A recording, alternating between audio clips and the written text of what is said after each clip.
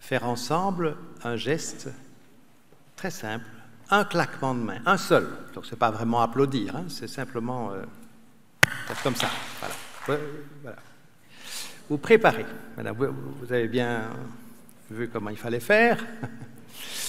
Mais vous vous préparez simplement. Donc, vous mettez vos mains comme ça, vous êtes prêt à faire une fois, et vous faites ça à un moment très précis. Vous faites ça à un moment très précis. C'est au moment où je vous dis « clap ». Donc, les instructions sont très simples. Vous vous préparez à faire « clap ». Mais vous ne le faites une fois que quand je le dis. D'accord? On peut difficilement avoir des instructions plus claires. Je les ai répétées 2 fois. Bon, vous ne les avez pas écrites sur une diapositive en plus, mais je pense qu'avec un public de votre qualité, ça devrait suffire. Et donc, on va faire le petit jeu. Oui, on va remettre l'ancien PC. Bon, on va remettre l'ancien PC pendant ce temps-là, mais restez bien prêts.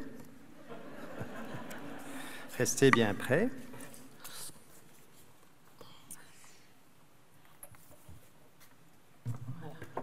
N'attrapez pas une crampe, hein. Je suis désolé de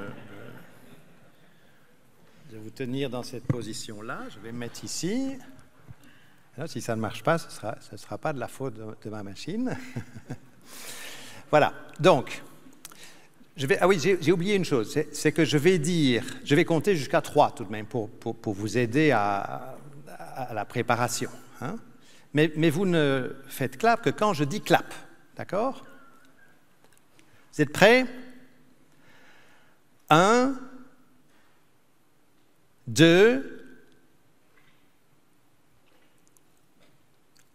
3. Clap. Bon. Donc, pardon.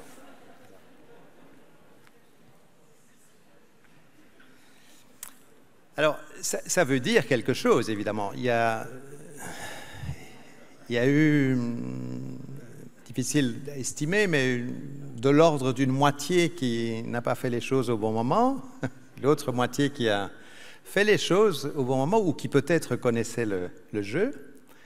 En parenthèse, c'est un jeu qui a été inventé par quelqu'un dont on a parlé indirectement, dont Étienne Michel a parlé dans son exposé d'ouverture, puisqu'il a cité le rapport du Club de Rome et du Nzakai aussi.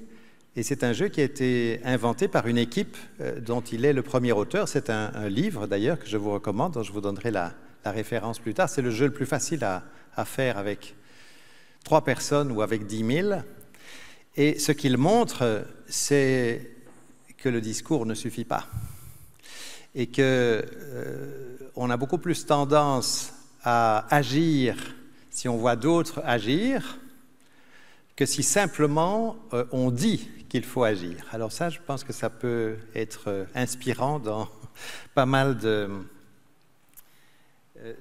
contextes liées aux transitions, en particulier dans le domaine de l'environnement, puisque ce sont celles dont je vais parler surtout dès que ça fonctionnera. Et je vais me concentrer bien sûr sur le sujet que je connais le mieux, à savoir les changements climatiques, mais en abordant aussi quelque peu, avec l'aide de diapositives d'une collègue, Caroline Nieberding, pour ne pas la citer, qui est professeure à l'UC Louvain, la crise de la biodiversité, parce que je pense qu'elle est au moins aussi importante que la crise climatique et qu'on lui accorde trop peu d'attention. Évidemment, comme ma spécialité, ce sont les changements climatiques, je vais surtout vous parler des changements climatiques. Et je vais le faire avec un exposé que je n'ai jamais fait. Je n'ai jamais fait parce que je l'ai modifié substantiellement sur la base du tout dernier rapport qui a été présenté au Monde le 9 août, donc il y a une dizaine de jours. Et c'est le dernier rapport, c'est la première partie du dernier rapport du GIEC, le 6e rapport d'évaluation du GIEC. Le GIEC a été créé en 1988. Il a publié son premier rapport en 1990. Et le GIEC étant divisé en 3 groupes de travail, il y a chaque fois plusieurs parties dans ces rapports. Alors on a entendu parler ces derniers jours de la première partie, produite par le premier groupe du GIEC, qui est celui qui se focalise sur les aspects climatologiques des choses. Quelles sont les observations, quels sont les mécanismes à l'œuvre, quelles sont les projections que l'on peut faire sur le futur. Ce n'est pas le groupe qui s'occupe des impacts ni de l'adaptation. Ça, c'est le deuxième groupe de travail qui va publier son rapport en février prochain. Et puis, il y a un troisième groupe de travail qui traite, lui, des mesures possibles de réduction d'émissions de gaz à effet de serre, comme le CO2, le méthane, etc.